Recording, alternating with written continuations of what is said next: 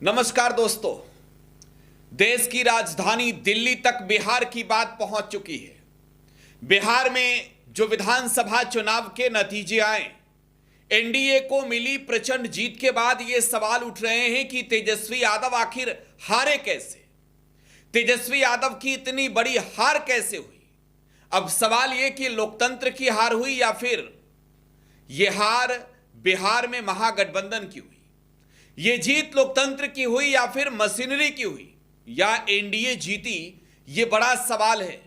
और इन तमाम सवालों के बीच देश की राजधानी दिल्ली में आज जिस तरीके से नारे लग रहे थे, आज जो जनसैलाब चिल्लाकर कह रहा था वोट चोर गद्दी छोर, ये यकीन मानिए वो नजारा, वो तस्वीर, वो दृश्य ये दिखा रहा था कि अब लड़ाई बहुत आगे की ओर बढ़ चुकी है। दिल्ली के रामलीला मैदान में वोट चोर गद्दी छोर विशाल रैली हुई और इस रैली में बिहार से भी बड़ी संख्या में लोग पहुंचे थे।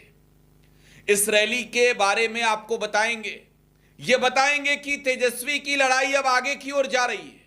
बिहार के बाद जिन राज्यों में चुनाव होने वाले हैं, बंगाल से लेकर असम और यूपी तक जिस एसआईआर पर घमासान मचा है, आखिरकार लड़ाई जा कहां रही है।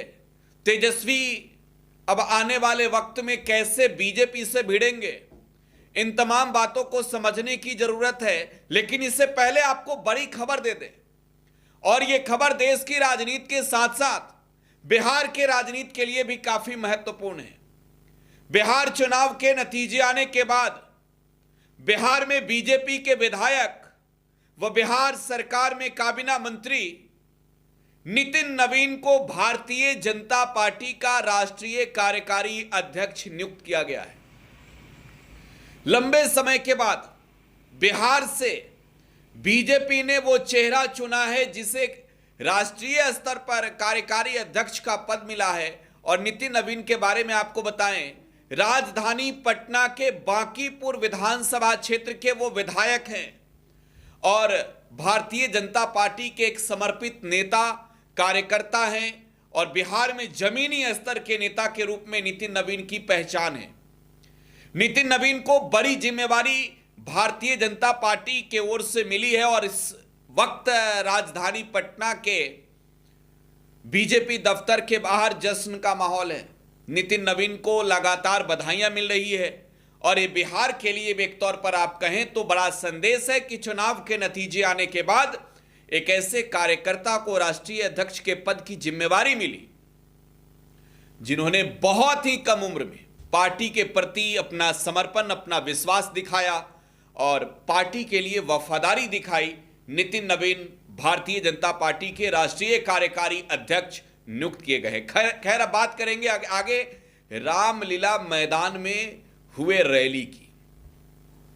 देखिए, रैली कांग्रेस ने बुलाई थी, लेकिन इस रैली में तेजस्वी यादव के नाम की गूंज थी। इस रैली में बिहार की गूंज थी, इस रैली में बंगाल की गूंज रही, इस रैली में यूपी से, हरियाणा से, पंजाब से, मुंबई से, दिल्ली के चुनाव की भी गूंज इसी रामलीला मैदान की रैली में सुनाई दी। हम आपको वो तस्वीर दिखा रहे हैं, रामलीला मैदान की वो तस्वीर दिखा रहे हैं, वो दृश्य दिखा रहे हैं जहां दिल्ली के रामलीला मैदान में कांग्रेस के द्वारा वोट चोर गद्दी छोर विशाल रैली का आयोजन किया गया। लाखों की संख्या में देश के अलग अलग हिस्सों से जो कांग्रेस के नेता, समर्थक, कार्यकर्ता हैं, वो इस वोट चोर गद्दी छोर रैली में शामिल हुए और इस रैली को संबोधित किया है कांग्रेस के राष्ट्रीय अध्यक्ष मल्लिकार्जुन खड़गे ने, राहुल गांधी ने जो लोकसभा में नेता प्रतिपक्ष हैं, प्रियंका गांधी वाड्रा ने, और इनके अलावे कांग्रेस के कई बड़े कद्दावर नेता भी मंच से लोगों को संबोधित करते नजर आए। तो वो नजारा, वो दृश्य आप देख रहे थे। अब चलिए मैं बिहार की बात करता हूं। बिहार में 2015 के चुनाव के नतीजे आप देखिए, पन्नों को पलटिए, रिजल्ट वाले पन्नों को। 2020 के चुनावी नतीजे को देखिए और 2025 के चुनावी नतीजे को देखिए। जब आप चुनावी गणित समझेंगे बिहार का, तो 2015 से लेकर 2020 तक 5 वर्षों के बीच नीतीश कुमार ने पाला बदले। 2015 में नीतीश कुमार महागठबंधन के साथ थे, तब वो तेजस्वी यादव के साथ थे, और बिहार में आरजेडी कांग्रेस को बड़ी जीत मिली थी। बिहार में कांग्रेस भी बेहतर प्रदर्शन की थी, 27 सीटें लगभग जीती थी, और आरजेडी सबसे बड़ी पार्टी तब विधानसभा में बनी थी। नीतीश जब साथ नहीं थे, 2020 की मैं बात कर रहा हूं, जब 2020 में नीतीश कुमार के खिलाफ तेजस्वी यादव बिहार के बैटल ग्राउंड में उतरे, जब बिहार के अखाड़े में उतरे, तब भी तेजस्वी यादव ने एक बड़ी जीत हासिल की।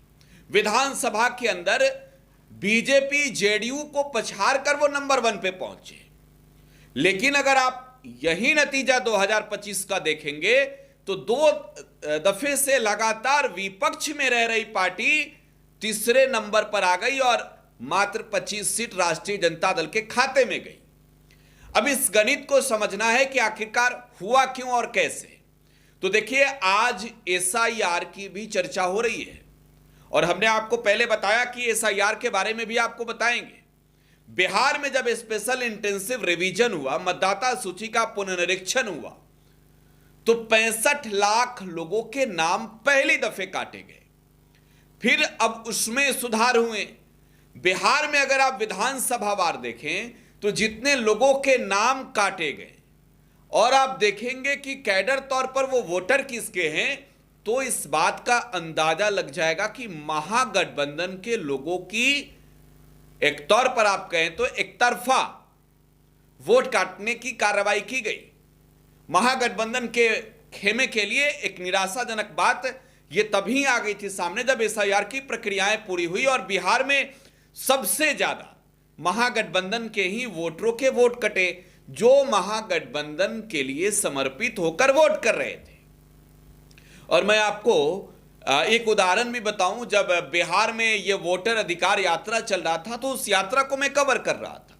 मुंबई में मुंगेर में एक ऐसे व्यक्ति मिले जिन्होंने कहा कि मैं राष्ट्रीय जनता दल से जुड़ा हूं, प्रदेश संगठन में नेता हूं, और मेरे नाम को काट दिया गया है, जबकि मैं जीवित हूं, सामने खड़ा हूं, और मेरे पास सारे दस्तावेज हैं। तमाम दस्तावेज प्रतिवेदित करने के बावजूद भी मेरे नाम काटे गए हैं। तो इस तरीके के कोई वो पहले व्यक्ति नहीं थे। हर जिले में, हर विधानसभा क्षेत्र के अनुसार आप देखें तो हजारों लोगों के नाम काटे गए हैं। तो जो वोट की कटौती हुई वो तो एक अलग बात।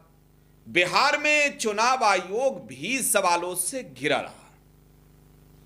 देखिए, विपक्ष ने कई दफे यह कहा कि चुनाव आयोग निष्पक्षता के साथ काम करे।